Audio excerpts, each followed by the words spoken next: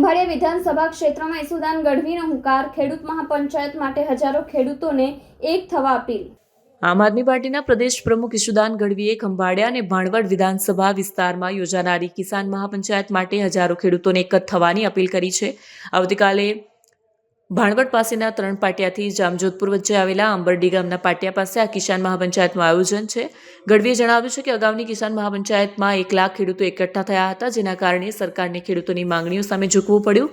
સરકારના 10,000 કરોડના પેકેજ પર પ્રહાર કરતા તેમણે તેને માત્ર એક લોલીપોપ ગણાવ્યું। સાથે જ તેમણે સવાલ કર્યો કે એક વીંઘે 3,000થી ખેડૂતોને શું રાહત મળશે। ઈસુદાન ગઢવીએ આક્ષેપ કર્યો છે કે ખેડૂતો એક થયા છે એ જોઈને ખેડૂત વિરોધીઓના પેટમાં તેલ રેડાયું છે। સરકારની નીતિ અને ભાજપના નેતાઓની નિયતના કારણે ખેડૂતોને ચારે બાજુથી માર પડતો હોવાનો દાવો કર્યો છે। જય જવાન જય કિસાન મિત્રો, હું આપનો મિત્ર ઈસુદાન ગઢવી।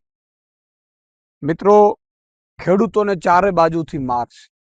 સરકારની નીતિઓ ખરાબ છે, નેતાઓની નિયત ખરાબ છે। ઉપરથી આપણે રાત દિવસ મહેનત કરીએ અને ઉપર આપણે નીચે ધરતીની જેમ ભગવાન પણ રૂઠે છે। કમોસમી વરસાદ થાય, માની લો કે ત્યાં બચાવીને માલ જો એપીએમસીમાં લઈ જઈએ તો કડદા કરવામાં આવે, ત્યાંથી કટકીઓ કરવામાં આવે, કડ કરવામાં આવે, ચારે બાજુથી લૂંટ ચલાવવામાં આવે છે। ખાતર બિયારણ મોંઘું કરી દીધું। આ બધા પ્રશ્નો છે ને, એ પ્રશ્નો માટે આપણે ધીરે ધીરે એક થઈ રહ્યા છે। ખેડૂત જે ખેડૂત વિરોધી છે એને આ પેટમાં તેલ રેડાયું છે। તમે જુઓ, કડદા પ્રથામાં બોટાદમાં એક થયા હજારો ખેડૂતો। ભલે રાજુ કરપડા, પ્રવીણ રામ સહિતના નેતાઓએ જેલમાં જવું પડ્યું, પણ ગુજરાતમાં કડદા પ્રથાની ચર્ચા ચાલુ થઈ। ખેડૂતો જાગૃત થયા અને ખેડૂતોએ વિચાર કર્યું કે વાત સાચી છે, આ કડદા પ્રથા બંધ થવા જોઈએ।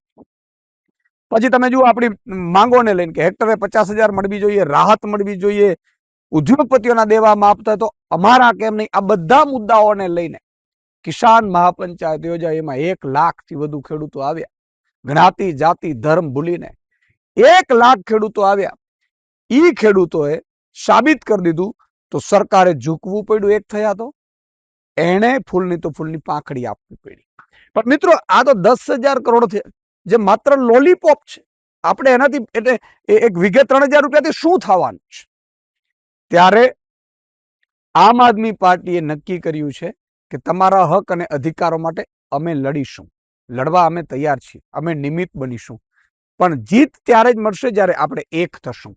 તો પહેલી મહાપંચાયત આવતીકાલે 9 તારીખે ખંભાળિયા વિધાનસભાના ભાણવડ ગામના 3 પાટિયા પાસે, ભાણવડ પાસે 3 પાટિયા પાસે આપણે કિસાન મહાપંચાયતનું આયોજન કર્યું છે। તો સૌ ખેડૂતોને વિનંતી કરું છું, દ્વારકા જિલ્લાના, જામનગર જિલ્લાના, પોરબંદર જિલ્લાના તમામ ખેડૂતો જ્ઞાતિ જાતિ ધર્મ ભૂલીને એક થઈ અને એકઠા ખાલી થાવ। ફરીથી ભાજપ સરકારના પેટમાં તેલ રેડાશે। એ લોકો આપણે નહીં આવીએ, એકઠા ન થઈએ, પહોંચીએ નહીં, એવા બધાય પ્રયાસ કરશે। પણ મિત્રો, આ યુદ્ધ લાંબુ છે।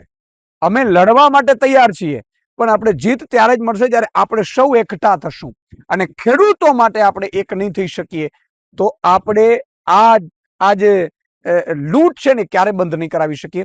તો મારી વિનંતી છે, આવતીકાલે 9 તારીખે ભાણવડ પાસે 3 પાટિયા પાસે બપોરે 3 થી 3:30 ની વચ્ચે હજારો ખેડૂતો એક થાય અને કિસાન મહાપંચાયતનું આયોજન છે, એમાં હાજરી આપો એવી મારી વિનંતી છે।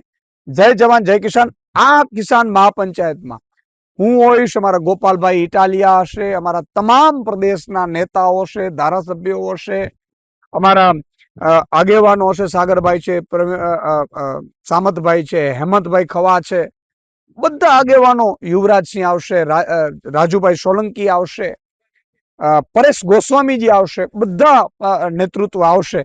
ખેડૂતોનો જે અવાજ ઉઠાવે છે, તો આપ સૌને ફરીથી આમંત્રણ પાઠવું છું। બધા લોકો 2 કલાક કામ મૂકીને પણ પધારજો એવી વિનંતી છે। જય જવાન જય કિસાન।